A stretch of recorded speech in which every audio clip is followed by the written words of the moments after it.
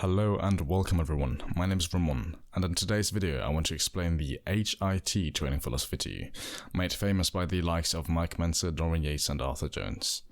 I need to make a small disclaimer. I do not claim the HIT training philosophy to be the objectively greatest training philosophy, nor do I claim it to be a superior training philosophy. And I do not claim the things that I say in this video to be all objective facts or superior truths. My sole intention behind making this video is to explain the HIT training philosophy in a correct, intricate and detailed manner. So, I hope you will have fun enjoying this video. Let's move to the first slide, which is the adaption theory.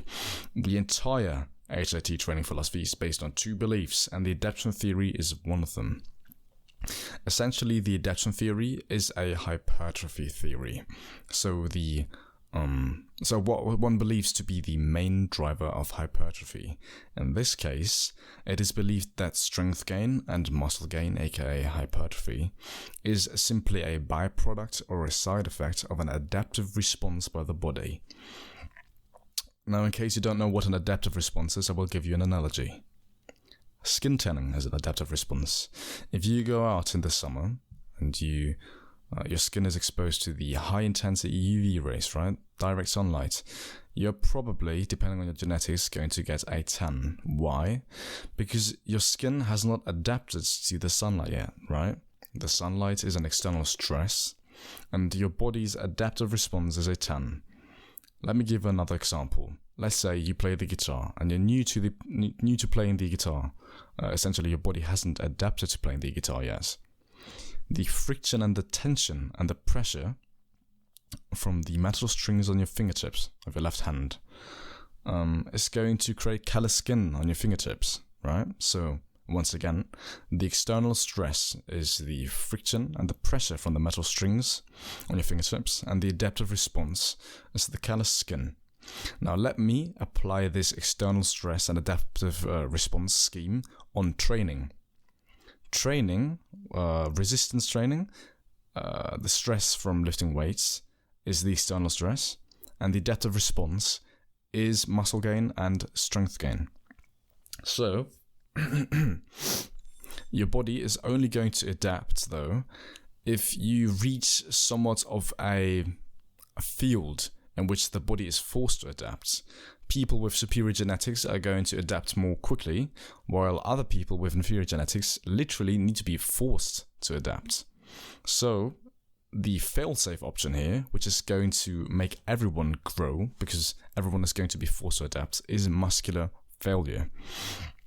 Essentially, the belief here is that if the demand of force is greater than the actual force you're able to output, aka muscular failure, is going to cause such a huge stimulus that your body is going to be forced to grow, because it forces your body to cause an adaptive response, right? Okay, let's move to the next slide, which is the onset logic. Now, this is the most controversial, the most unorthodox, and also the most famous part of the HIT training philosophy, and it's a bit difficult to explain this, so I will use an analogy for this. Let me try to explain it abstractly first, though. So, based on the adaptive response, the sole driver of hypertrophy is intensity of effort, not volume. So, what the founders of the HIT training philosophy thought is, okay, so if intensity of effort is the prime driver of muscle growth, then what role does volume play? And they found that volume is simply a necessity, but not a driver of hypertrophy. So, doing greater volume is oftentimes simply going to cause more fatigue and muscle damage, and not going to yield more growth. Now, you might ask yourself, okay, well, why only one set? Let me explain this to you with the help of an analogy.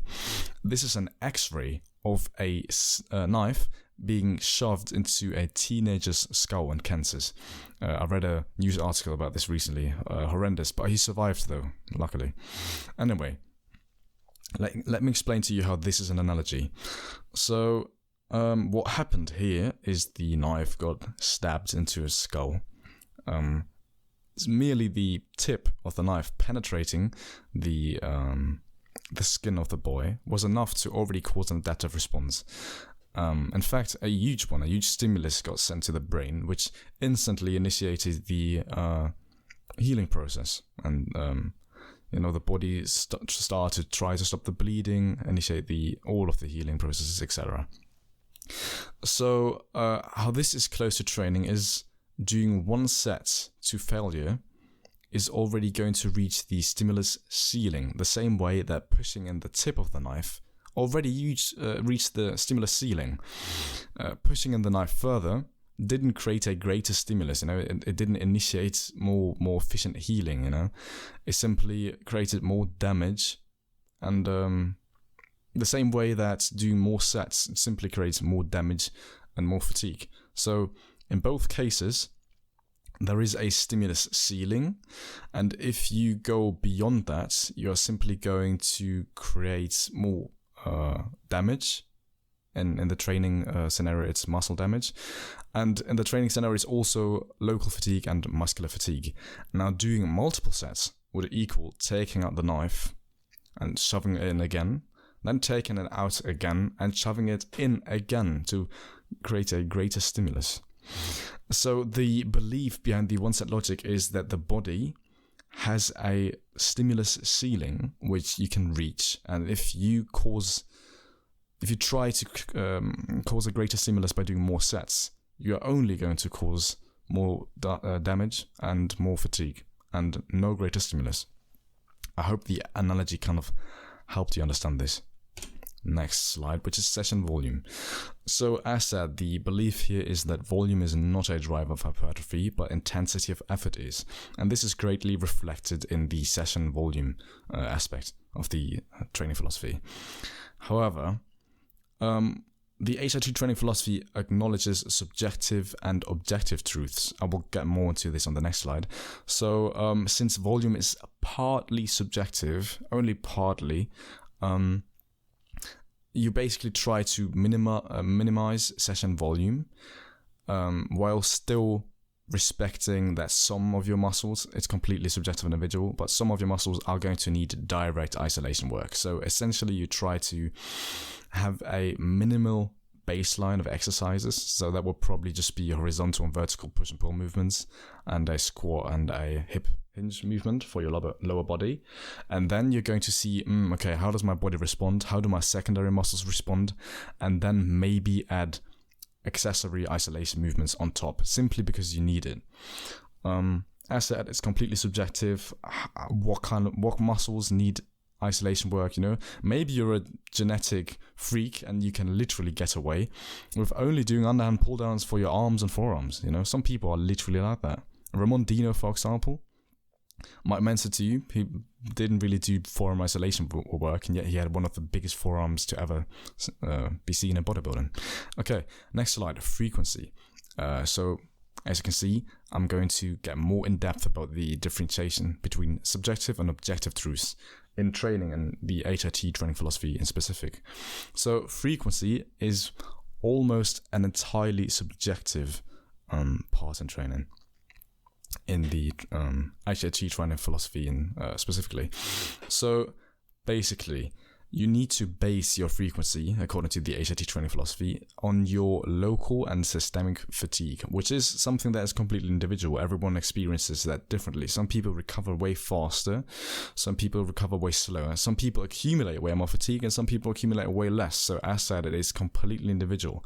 However, the one thing that is considered an objective truth in frequency by the HIIT training philosophy is overtraining.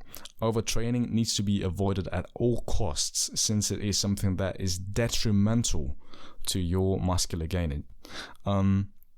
So you should rather train too infrequent than too frequent, Basically, the way of thinking that you should adapt, according to the HIIT philosophy, is to rather have one rest day too much than one rest day too little, because training too much is detrimental, whereas training too little or too infrequent is not really detrimental. You're not going to experience muscular noticeable muscular atrophy within a day. Okay, next slide. So now I will show a few graphs to help you visually understand certain traits, certain aspects of the HIIT training philosophy. So, as said, intensity of effort is considered to be the prime driver of hypertrophy due to the adaption theory. So, as you can see, I have a little graph here. On the left, we have high intensity training, which I simply put at 100 because you reach true concentric muscular failure, which is considered to be the stimulus ceiling. So I have it at 100. And over here, I have conventional training, which usually has an RPE of 7 to 8. So I put it at 75. And I have a high intensity and high volume approach, which some people do, which also is at 100 because you push to true concentric muscular failure. Now, since due to the adaptation theory, intensity equals growth stimulus, this is all according to the adaptation theory and HIIT theory, I said, we have all the different approaches to training over here and how their growth stimulus, what their growth stimulus looks like. So high intensity training is blue, conventional training is red, and high intensity with high volume is yellow. So you can see basically the same thing as in the graph before, just in different colors. 100 for the high intensity approaches and 75 for the conventional approach. Now I have the relation of volume and how it relates to fatigue and damage. Please ignore the red graph. I put that in there by accident. So doing one set, I'll just put 100 here as a baseline because it's easier to see that way. So if you do one set and then 2 sets, you're going to have a 100% increase. And if you do another set, 3 sets, you're going to have a 200% increase, right, compared to the one set. This is I just made this graph to visually represent how much of a difference multiple set training really makes when it comes to fatigue and muscle damage, because people often ask themselves, well, if I do 2 sets now or 3 sets, is that really going to make that much of a difference? This graph really should be enough to tell you, and you're going to be able to understand it more easily if I have it visually. That's why I made the graph. Okay, next one. So as said, growth stimulus directly translates to intensity of effort. That's why I just have growth stimulus here in blue. And now on this graph, I have how it relates to fatigue. So fatigue is the red one. I have the HIIT approach, conventional approach, and high intensity with high volume approach over here. And the blue bar shows the growth stimulus. So as we can see, we have HIIT on 100 over here, and high intensity with volume also on 100. Once again, conventional approach on 75. And what is really interesting, we have the red bars now, which show this 200% and 100% increase in multiple set training, right? We have 100 here because we simply did one set. We have 225 over here because we just multiplied 75 by 3. Because a little bit less intensity also creates less fatigue logically. So we have a 225 because 75 RPE of 7 to 8. And over here we have 100 times 3, which is a 200% increase from this. So it's 300, right? 300 fatigue and muscle damage. So as you can see,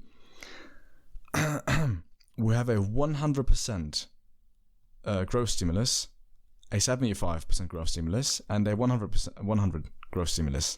But we have a 225 fatigue and damage and 300 fatigue and damage. So basically, we have way less muscle damage and local and systemic fatigue over here while having the same stimulus. In fact, we have more stimulus than here and less fatigue. So if the one set logic, aka the stimulus ceiling theory, is true, and if the adaptation theory is really the prime driver of hypertrophy, then HIIT is undoubtedly the superior training method.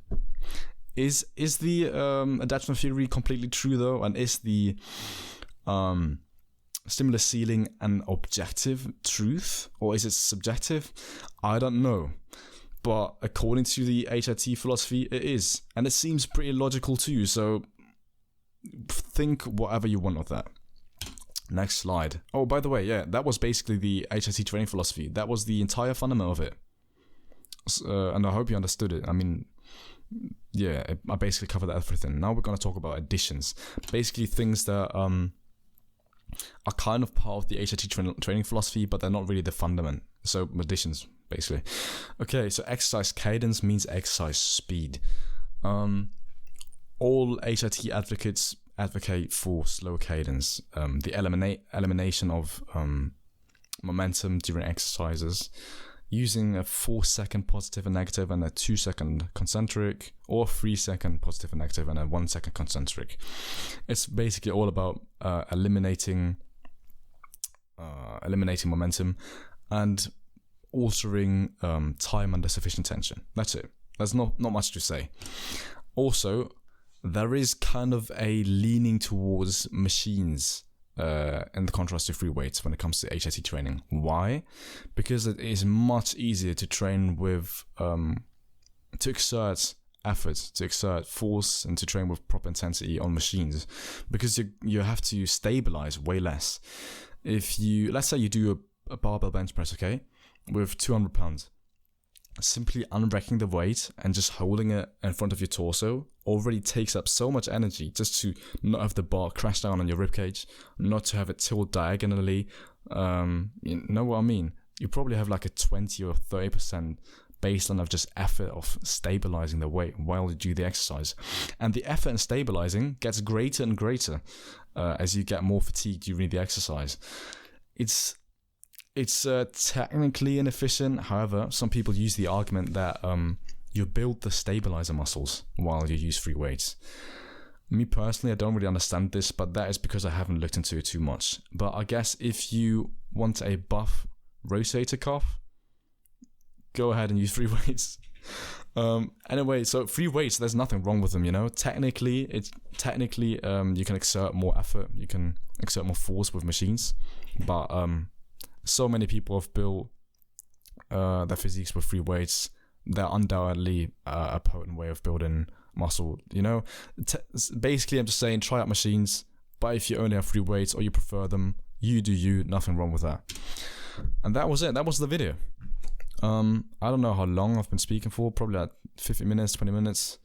I know the presentation was really bad. I mean, this video was literally a PowerPoint presentation. There are no visuals, nothing fancy, but the actual quality, the actual content of the video is top tier. And I really hope that you understand the HIIT training philosophy now. Yeah, please like. It's not that difficult, innit? And subscribe too. Yeah, have a nice day.